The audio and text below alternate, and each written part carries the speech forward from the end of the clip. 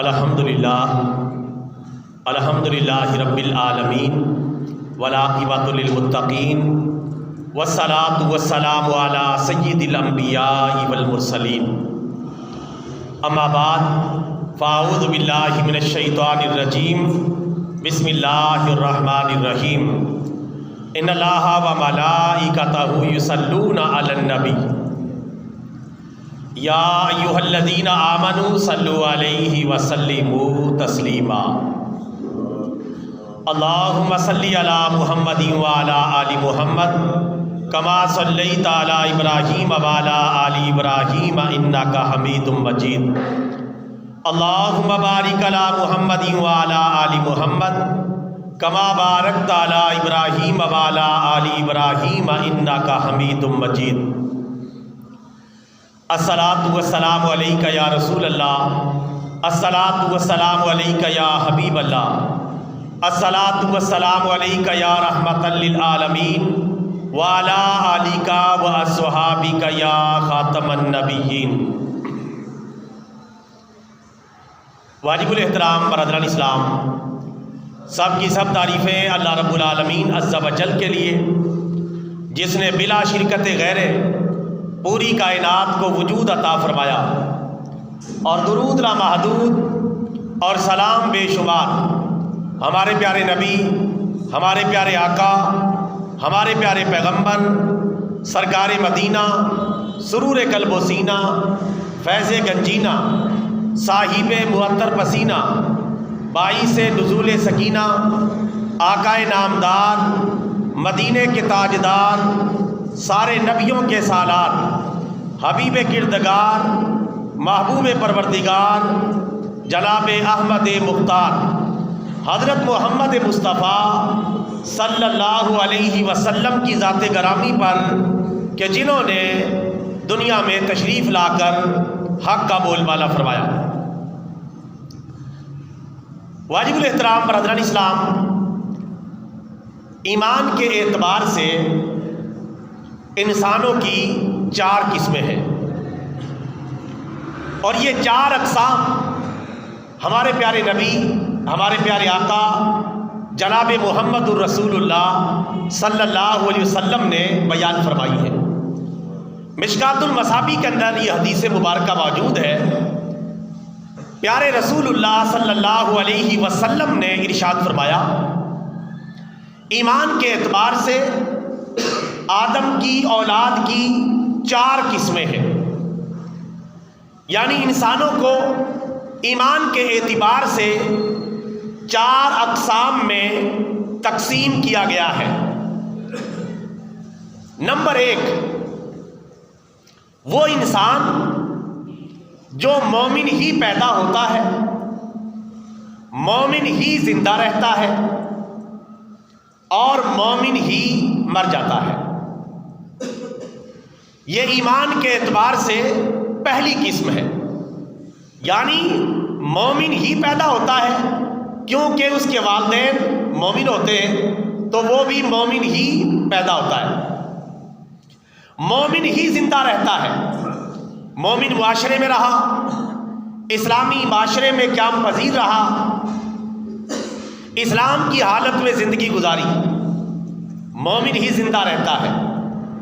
اور مومن ہی مر جاتا ہے، یعنی اس کا خاتمہ بالایمان ہو جاتا ہے، اور ایمان پر ہی اسے فوت ہونے کی سعادت نصیب ہو جاتی ہے۔ یعنی مومن پیدا ہوا، مومن ہو کر زندہ رہا،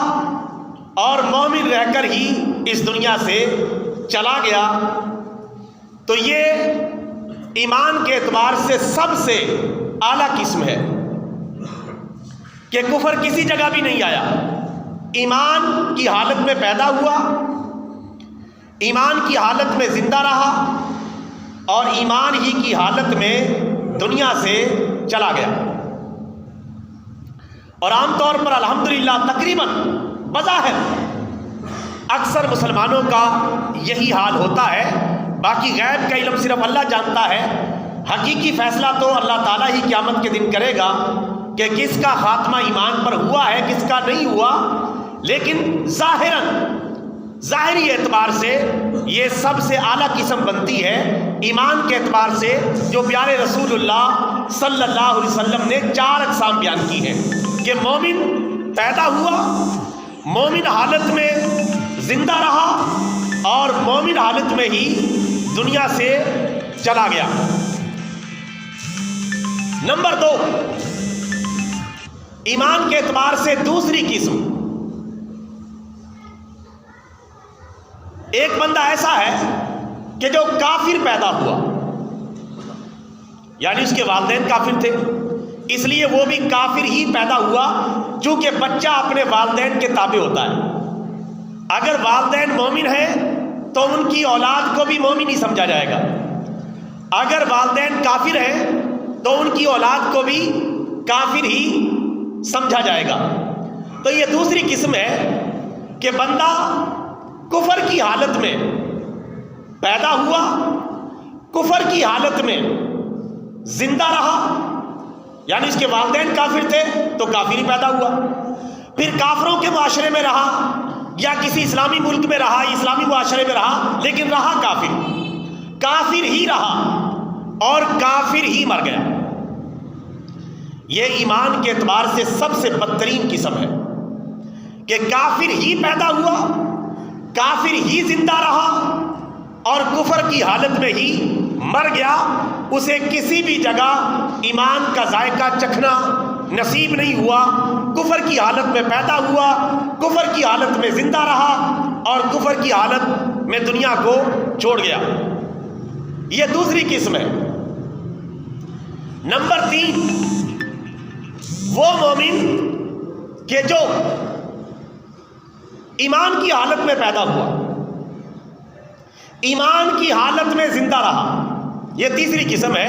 ایمان کی حالت میں پیدا ہوا، ایمان کی حالت میں زندہ رہا، لیکن مرنے سے پہلے کفر کی حالت میں مر گیا۔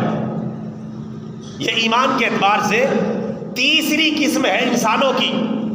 مجموعی طور پہ سارے انسان ان 4 اقسام میں سے کسی نہ کسی قسم میں آ جاتے ہیں۔ یہ تیسری قسم کہ مومن پیدا ہوا کیونکہ والدین مومن تھے، مومن ہی زندہ رہا، لیکن موت سے پہلے اس کا ایمان برقرار نہ رہا اور وہ کفر کی اور افسوسناک حالت میں مر گیا۔ یہ ایمان کے اعتبار سے انسانوں کی تیسری قسم میں یہ کیٹیگری آتی ہے۔ نمبر 4، انسان کافر پیدا ہوا، کافر زندہ رہا، لیکن مرنے سے پہلے اسے ایمان نصیب ہوا اور وہ ایمان کی حالت میں دنیا سے چلا گیا، یعنی مومن بن کے دنیا سے چلا گیا۔ یہ پیدا ہوا تھا کافر، زندہ رہا تھا کافر، لیکن مرنے سے پہلے اسے ایمان نصیب ہوا اور یہ دنیا سے ایمان کی حالت میں چلا گیا اور آخر میں خوش قسمتی اس کے کھاتے میں لکھی گئی۔ جبکہ تیسری قسم کا ایمان کے اعتبار سے جو انسان تھا وہ انتہائی بدقسمت ثابت ہوا کہ ایمان کی حالت میں پیدا ہوا تھا، ایمان کی حالت میں زندہ رہا، لیکن جب مرا تو کافر ہو گیا۔ تو ایمان کے اعتبار سے پیارے رسول اللہ صلی اللہ علیہ وسلم نے یہ 4 قسمیں بیان فرمائی ہیں۔ یہ 4 قسمیں میں مختصر دوبارہ دہرا دیتا ہوں اور اس دعا کے ساتھ کہ اللہ تعالی ہمیں ایمان کے ساتھ زندگی عطا فرمائے اور ایمان پر ہی اللہ تعالی ہمارا خاتمہ فرمائے۔ پہلی قسم ہے مومن پیدا ہوا، مومن زندہ رہا اور ایمان کی حالت میں ہی دنیا سے چلا گیا۔ اللہ تعالیٰ ہمیں اس قسم میں سے بنا دے، اللہ تعالیٰ ایسے مسلمانوں میں ہمیں شامل کر دے۔ دوسرا، کافر پیدا ہوا، کافر ہی زندہ رہا اور کفر کی حالت میں مر گیا، اس سے زیادہ بد نصیب کوئی نہیں ہو سکتا۔ نمبر 3، مومن پیدا ہوا، مومن زندہ رہا اور نعوذ باللہ کفر کی حالت میں مر گیا، یہ بھی کفر کی ہی ایک قسم ہے۔ نمبر 4، کافر پیدا ہوا، کافر زندہ رہا اور آخر میں اسے کلمہ طیبہ نصیب ہو گیا، مرنے سے پہلے اس نے کلمہ پڑھ لیا اور ایمان کی حالت میں دنیا سے چلا گیا۔ میرے بھائیوں، ان 4 اقسام سے یہ بات بالکل واضح ہو جاتی ہے کہ ایمان کا معاملہ بڑا نازک ہے، بڑا حساس ہے۔ ایک مسلمان کو ایمان کے حوالے سے چوکنا رہنا چاہیے۔ ایمان سے بڑی ایک انسان کے پاس بطور خاص ایک مسلمان کے پاس کوئی نعمت نہیں ہے۔ یہ نعمت عظمیٰ ہے اور نعمت کبریٰ ہے۔ ایمان اللہ تبارک و تعالیٰ نصیب فرما دے اور ایمان کی حالت میں زندگی عطا کر دے اور ایمان کی حالت میں اپنے پاس بلا لے، تو ہر وقت اپنے ایمان کی فکر کرنی چاہیے۔ دنیا و آخرت کی تمام چیزوں میں ایمان سب سے زیادہ قیمتی چیز ہے۔ چونکہ ایمان قائم رہا تو پھر انشاءاللہ اسلام کی حالت میں زندگی گزرے گی، قبر میں بھی آسانی ہو جائے گی، میدان قیامت میں بھی آسانی ہو جائے گی، اللہ کی جنت کا داخلہ بھی نصیب ہوگا، پیارے نبی کی شفاعت بھی مل جائے گی اور اللہ تعالیٰ کا فضل و کرم بھی نصیب ہو جائے گا۔ یہ سب کچھ ایمان کی برکت سے۔ خدا نہ خواستہ کسی کے پاس ایمان ہی نہیں ہے، اب وہ دنیا میں بھی ناکامیاب ہے، موت کے وقت بھی ناکام ہے، قبر میں بھی ناکام ہے، قیامت کے دن بھی ناکام ہے، آخر میں جہنم میں چلا جائے گا۔ نہ اللہ کی رحمت ملی، نہ پیارے نبی کی شفاعت ملی اور ہمیشہ کے لیے جہنم کا ایندھن بن گیا۔ اور مرنے کے بعد 2 ہی جگہ، یا جنت ہے یا دوزخ ہے۔ جنت کے بارے میں اللہ تبارک و تعالیٰ فرماتا ہے اعدت للمتقین، جنت اسپیشل پرہیزگار مسلمانوں کے لیے بنائی گئی۔ اور جہنم کے بارے میں اللہ تعالیٰ فرماتا ہے اعدت للکافرین، جہنم اسپیشل کافروں کے لیے تیار کی گئی۔ وہ الگ بات ہے، کچھ بگڑے ہوئے مسلمان اس میں جائیں گے اور پھر اپنی سزا بھگتنے کے بعد واپس آ جائیں گے، لیکن اسپیشل جنت پرہیزگار مسلمانوں کے لیے تیار کی گئی ہے،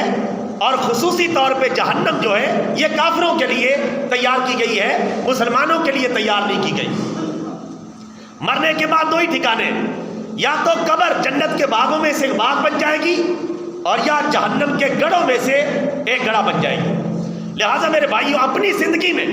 سب سے زیادہ اپنے ایمان کی فکر کرنی چاہیے، اپنی فیملی کے ایمان کی فکر کرنی چاہیے، اپنے عزیز و اقارب اور دوست و احباب کے ایمان کی فکر کرنی چاہیے، کیونکہ ایمان سلامت ہے تو سب کچھ سلامت ہے۔ اگر ایمان سلامت نہیں تو پھر کچھ بھی سلامت نہیں۔ ایمان کو اپنی ترجیحات میں ہمیں سر فہرست رکھنا چاہیے، کیونکہ ساری آخرت کا دار و مدار ایمان پر ہے۔ اللہ تعالیٰ ہمارے ایمان کو سلامت رکھے، ہمیں ایمان پر قائم اور دائم فرمائے اور ایمان پر ہی ہمارا خاتمہ فرمائے۔ کیونکہ بہت دفعہ ایسا ہو جاتا ہے، بندہ مومن حالت میں پیدا ہوا، مومن حالت میں زندہ رہا، اور پھر ایسا ہوا کہ تقدیر غالب آئی، کوئی اس کے اعمال کا خمیازہ اسے بھگتنا پڑا اور آخر میں نعوذ باللہ وہ کفر کی حالت میں دنیا سے چلا گیا، تو ظاہر ہے اس کا ٹھکانہ جہنم بن گیا۔ یہ بہت حساس ترین مسئلہ ہے، اس لیے مسلمان کو چاہیے کہ ہر وقت دعا کرے کہ یا اللہ مجھے ایمان کی حالت میں زندہ رکھنا اور ایمان کی حالت میں مجھے اپنے پاس بلانا۔ اب دنیا میں بھی بعض اوقات ایسا ہو جاتا ہے، ہم کسی کو کافر سمجھ رہے ہوتے ہیں لیکن اللہ کی نظر میں وہ مومن ہوتا ہے، شاید اس نے چپکے سے کلمہ پڑھ لیا ہو، اور ہو سکتا ہے کہ ہم کسی کو مومن سمجھ رہے ہوں لیکن اللہ کی نظر میں وہ کافر ہو سکتا ہے اس نے کوئی ایسا کفر کا کام کیا ہو اور اس کے بعد اس نے توبہ نہ کی ہو اور کفر کی حالت میں دنیا سے چلا گیا ہو۔ اب یہ تو حقیقت قیامت کے دن کھلے گی، ہم تو صرف بظاہر میں فیصلے کر دیتے ہیں۔ اب ہم میں سے قیامت کے دن کون صرف شناختی کارڈ کا مسلمان ثابت ہوتا ہے اور کون حقیقی قرآن و سنت والا مسلمان ثابت ہوتا ہے، یہ تو حقیقت قیامت کے دن کھلے گی۔ اللہ تعالیٰ سے بس دعا کرتے رہنا چاہیے اور اپنے ایمان کی فکر سب سے زیادہ کرنی چاہیے۔ ایسا بھی ممکن ہے لیکن ماحول کا بڑا فرق ہوتا ہے، ایک کافر بھی مسلمانوں میں آ کر رہے گا، ہو سکتا ہے اسے کلمہ نصیب ہو جائے اور وہ پھر کلمے کی حالت میں دنیا سے چلا جائے۔ اسی طرح ایک مسلمان کافروں کے ملک میں جا کے رہائش پذیر ہو جاتا ہے تو اس کے کفر کے امکانات بڑھ جاتے ہیں. کافر ملک میں جا کے رہائش پذیر ہو گیا, وہاں کی نیشنلٹی حاصل کر لی اور وہی رہتا ہے, اگر وہ ایمان کی حالت میں مرے گا تو انشاءاللہ مومن ہی ڈکلیئر ہوگا. لیکن خدا نہ خواستہ ماحول کی وجہ سے اس نے کچھ ایسا ویسا کر دیا, ایمان کی خلاف ورزی کر دی اور کفر کی حالت میں مرا, تو وہ ظاہر ہے کہ کل قیامت کے دن کافروں میں اٹھایا جائے گا. اس لیے ہمارے پیارے آقا صلی اللہ علیہ وسلم کے ایک فرمان ہے بڑا چونکا دینے والا, توجہ کے ساتھ سنیں. پیارے نبی صلی اللہ علیہ وسلم نے ارشاد فرمایا, میں ان مسلمانوں سے بہت زیادہ بیزار ہوں جو مشرکوں میں جا کے رہائش اختیار کرتے ہیں. آپ اس سے اندازہ کریں, یہ جامع ترمذی کی حدیث مبارکہ ہے. میں ان مسلمانوں سے بہت زیادہ بیزار ہوں, یعنی میں ان سے نفرت کرتا ہوں, میں ان سے بیزار ہوں, ان کے بارے میں بہت فکر مند ہوں کہ جو مشرکوں میں جا کے قیام پذیر ہو جاتے ہیں اور رہائش پذیر ہو جاتے ہیں. جہاں میں اپنے مسلمان بھائیوں کو جن کی کوئی مجبوری نہیں, بلا وجہ ویزے لگوا کے کافر ملکوں میں پیسہ کمانے کے لیے بھاگتے, تھوڑا سا سوچیں, تھوڑا سا بریک پہ پاؤں رکھیں, تھوڑا سا غور و فکر کریں کہ وہاں آپ کو جو ماحول ملے گا, کھانے ملیں گے, ان کا اثرات آپ کے اوپر نہ پڑ جائیں, کہیں آپ کی اور آپ کی نسل کا ایمان داؤ پہ نہ لگ جائے. اور بہت سارے لوگوں کا لگ چکا ہے, بہت سارے فون آتے ہیں علماء کو, بتاتے ہیں جی ہماری فیملی ہمارے ہاتھوں سے نکل گئی ہے, ہمارا بیٹا ہمارے ہاتھ سے نکل گیا ہے, ہماری بیٹی کفر سے متاثر ہو گئی اور ہمارے ہاتھوں سے نکل گئی, اور کئی پوری فیملیاں تباہ و برباد ہوئیں. دنیا کے لالچ میں, دولت کٹھی کرنے کے لالچ میں باہر کے ملک جانے کا شوق اور نشہ ان کو چلا گئے, اور پھر وہاں جا کے اسلامی ماحول نہیں ملا, کافروں کا ماحول ملا, اس کے اثرات قبول کیے, اور پھر بہت سارے گھرانے ایسے کہ جو کفر کے مرتکب ہو جاتے ہیں. اب دیکھیں, ایک تو اس نے اپنے ایمان کی فکر نہیں کی, اور دوسرا پیارے نبی کا یہ فرمان بھی اس نے پیش نظر نہیں رکھا کہ میں ان مسلمانوں سے بیزار ہوں جو مشرکوں میں جا کے رہائش پذیر ہو جاتے. ایک ہے کوئی مجبوری ہو, کوئی وجہ ہے, علت ہے, سبب ہے, کچھ مسلمان وہیں پیدا ہوئے, ان کی مجبوری ہے, لیکن بلا وجہ اگر کسی کو باہر جانے کا شوق ہے تو کوشش کرے مسلمان ملکوں کو ترجیح دے, وہاں جانے کو ترجیح دے جہاں اس کا ایمان سلامت رہے, اسلامی ممالک کو ترجیح دے. لیکن ہم اسلامی غیر اسلامی کیا فرق ہی نہیں کرتے. ہم تو دیکھتے ہیں کہ ڈالر کہاں کا مہنگا ہے, پیسہ کہاں زیادہ بنے گا, اور مال کہاں سے زیادہ بنائیں گے, کم محنت کرنی پڑے گی, زیادہ امیر ہو کے آؤں گا. تو یہ ہمارا سوچ ہوتی ہے, ایمان کی فکر ہی نہیں ہوتی. چاہے ہمیں کافر ملک میں جا کے رہنا پڑے, حرام کھانے وہاں کھانے پڑے, حرام ماحول میں رہنا پڑے, حرام کاموں کا ارتکاب کرنا پڑے, نمازوں سے دوری ہو جائے. تو میرے بھائیوں, اس حوالے سے غور کرنے کی بڑی ضرورت ہے, چونکہ ایمان سے بڑی ایک مسلمان کے لیے کوئی دوسری چیز نہیں ہو سکتی. اور اللہ تبارک و تعالیٰ ایمان کی حالت میں پیدا کر دے, اور ایمان کی حالت میں ہی زندہ رکھ لے, اور ایمان کی حالت میں اپنے پاس بلا لے, یہ بھی ایک بہت بڑا درجہ ہے. لیکن اس سے بھی بڑا ایک درجہ ہے, وہ ہے مجاہد فی سبیل اللہ, کہ ایمان کی حالت میں زندہ رہا, ایمان کی حالت میں پیدا ہوا, اور شہادت کے ساتھ اللہ تعالیٰ کی وحدانیت کی گواہی دیتا ہوا, اور پیارے رسول صلی اللہ علیہ وسلم کی رسالت کی گواہی اپنی جان سے, اپنے مال سے, اور اس کی قربانی سے گواہی دیتا ہوا اللہ کی بارگاہ میں پہنچا. یہ مجاہد فی سبیل اللہ مومن, یہ رتبوں میں عام مومنوں سے کہیں آگے نکل جائے گا. یہ قرآن کا فیصلہ ہے.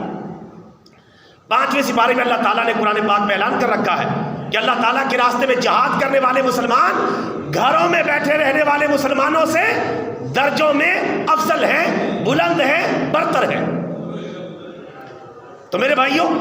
ایمان کی حالت کے لیے بھی تمنا کرنی چاہیے, اور شہادت کی تمنا کرنی چاہیے. ویسے موت کی تمنا اسلام میں جائز نہیں کہ موت کی تمنا کریں کہ میں مر جاؤں, اللہ کرے میں مر جاؤں حالات سے تنگ ہو کے, مشکلات کے معاملات سے, یا بیماری کی وجہ سے.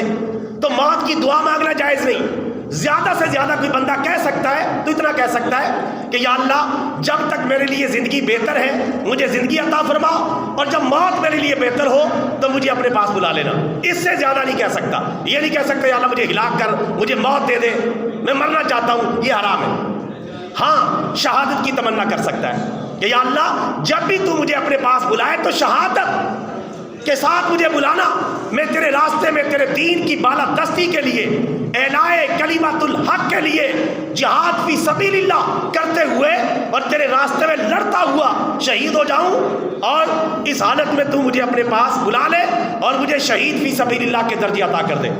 کیونکہ شہید فی سبیل اللہ کا درجہ عام مسلمانوں سے کہیں زیادہ ہے، اور عام اولیاء کرام سے بھی مجاہد فی سبیل اللہ کا درجہ بہت بلند و بالا ہے۔ رسول پاک صلی اللہ علیہ وسلم نے فرمایا مجاہد فی سبیل اللہ اور شہید فی سبیل اللہ کے لیے اللہ تعالیٰ نے جنت میں 100 ایسے درجے رکھے ہیں، ان میں سے صرف 2 درجوں کے درمیان زمین و آسمان کے برابر فاصلہ ہے، باقی 99 درجے الگ ہیں، یعنی ان میں سے 1 درجے کا آپس میں اتنا تفاوت ہے کہ زمین و آسمان کا جتنا آپس میں فاصلہ ہے اور جتنی مسافت ہے، اور ایسے 100 درجے اللہ تعالیٰ نے شہید فی سبیل اللہ کے لیے رکھے۔ تو اللہ تعالیٰ سے یہ جذبہ رکھنا چاہیے، ہاں جس کے دل میں جذبہ ہوا کہ انشاءاللہ جب بھی مجھے موقع ملا میں اللہ کے راستے میں اپنی جان قربان کر دوں گا، پھر وہ بستر پر فوت ہو گیا،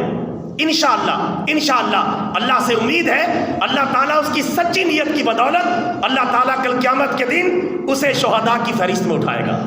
لہٰذا ہم میں سے ہر مسلمان کو یہ جذبہ شہادت رکھنا چاہیے۔ اور آج کل ہمارے غزہ کے مسلمان بھائی تو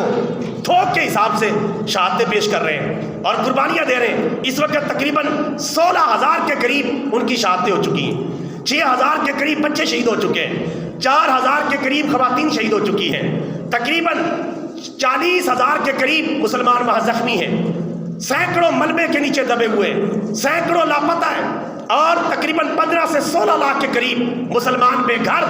اور بے آباد ہو چکے ہیں۔ لیکن پھر بھی آپ جہاد کی برکت دیکھیں کہ غاصب ریاست 4 دن کے لیے جنگ بندی پر مجبور ہو گئی ہے، مسلمانوں کے جذبہ جہاد کو دیکھ کر، حالانکہ ہر طرف سے ان کو گھیرا ہوا ہے، کسی طرف سے کوئی سپلائی نہیں، وہاں ادویات کی قلت، پانی کی قلت، خوراک کی قلت، ہر چیز کی قلت ہے، لیکن پھر بھی غزہ والوں تمہیں دونوں ہاتھوں سے سلام کہ تم نے مقاومت کا حق ادا کر دیا اور ایک سچا مسلمان ہونے کا حق ادا کر دیا، اور وہاں سے وہ فرار نہیں ہوئے، غزہ کو نہیں چھوڑا اور جہاد فی سبیل اللہ کے ذریعے قربانیاں پیش کی۔ آج کے دن سے غاصب ریاست نے صلح پر آمادگی ظاہر کی ہے، اور ادھر سے اہل غزہ صرف 50 بندوں کو رہا کریں گے، ادھر سے 150 بندے وہ رہا کریں گے، یعنی ایک قیدی کے بدلے میں 3 قیدی رہا کروائیں۔ اتنی پاورفل طاقت، کہلانے والی طاقت کہ دنیا کی کوئی طاقت اس کا مقابلہ نہیں کر سکتی، نہتے مسلمانوں نے اس کے بخیے ادھیڑ کے رکھ دیے، مقابلہ کیا ہے، اور یہ صرف شہری لوگوں کا نقصان ہوا ہے، جو وہاں کی فوجی قوت ہے، وہاں کے جو مسلمان ہیں جنگجو، ان کا کچھ بھی نقصان نہیں ہوا، دوسری طرف ان کا جنگی نقصان ہوا ہے۔ اللہ کا شکر ہے، یہ جہاد کی برکت ہے۔ آج 1 بجے سے منگل 1 بجے تک 4 دن کی جنگ بندی غزہ میں ہو چکی ہے۔ قطر بیچ میں ثالثی کر رہا ہے، اور ساتھ انہوں نے یہ بھی کہا ہے غاصب ریاست اسرائیل نے کہ اگر آپ 10 قیدی ہمارے مزید چھوڑ دیں گے، ہم 1 دن مزید جو ہے جنگ بندی بڑھا دیں گے، پھر آپ 10 قیدی چھوڑ دیں، پھر ہم 10 دن جنگ بندی بڑھا دیں گے، پھر آپ 10 قیدی چھوڑ دیں۔ دیکھیں یہ جہاد کی برکت ہے کہ بڑے خونخوار بھیڑیا بھی بات کو ماننے کے لیے تیار ہو جاتا ہے۔ مسلمانوں کی عزت دنیا میں اس لیے خراب ہوئی کہ انہوں نے جہاد فی سبیل اللہ کو چھوڑا۔ کافر صرف جہاد کی زبان سمجھتا ہے، جو دشمن اسلام کافر ہوتا ہے وہ کوئی اور زبان نہیں سمجھتا۔ آج مسلمانوں نے اگر بائیکاٹ کیا ہوتا اور اپنی طاقت دکھائی ہوتی تو کب کا غاصب یہاں سے بھاگ چکا ہوتا، لیکن مسلمانوں نے کمزوری دکھائی، کچھ نہ کچھ مدد کی ہے، اور غزہ کی مسلمانوں نے محنت اور جہاد کیا، تو اللہ کا شکر ہے ایک وقت آئے گا انشاءاللہ ایک عظیم آزاد فلسطینی ریاست یہاں قائم ہوگی اللہ تعالیٰ کے فضل و کرم سے، اور مسجد اقصیٰ اس کا دارالخلافہ بنے گی۔ اس کے لیے ہم سب نے دعا کرنی ہے، اپنے بھائیوں کو اپنی دعاؤں میں یاد رکھنا ہے، ہم میں سے جو کچھ بھی جو کر سکتا ہے اپنے بھائیوں کے لیے ضرور کرے، تاکہ کل قیامت کے دن اللہ کو منہ دکھانے کے قابل رہے۔ حکمران اپنی سطح پر، فوجیں اپنی سطح پر، اور عام مسلمان اپنی سطح پر کل قیامت کے دن اللہ کی بارگاہ میں ہم سے پوچھ گچھ ہوگی کہ تم نے ان مسلمانوں کو بے یار و مددگار کیوں چھوڑا، ان نہتے مسلمانوں کو کیوں چھوڑا۔ ہر ایک سے اس کی طاقت کے مطابق سوال ہوگا اور اسے جواب دینا پڑے گا۔ جو کامیاب ہوگا وہی اللہ کی بارگاہ میں کامیاب ہوگا، جو اس جواب میں ناکام ہوگا اسے پھر اللہ کے عذاب کا اور سزا کا خمیازہ بھگتنا پڑے گا۔ اللہ تعالیٰ غزہ کے مسلمانوں کو فتح اور کامرانی نصیب فرمائے، ان کے دشمنوں کو تباہ و برباد فرمائے۔ وآخر دعوانا ان الحمد للہ رب العالمین۔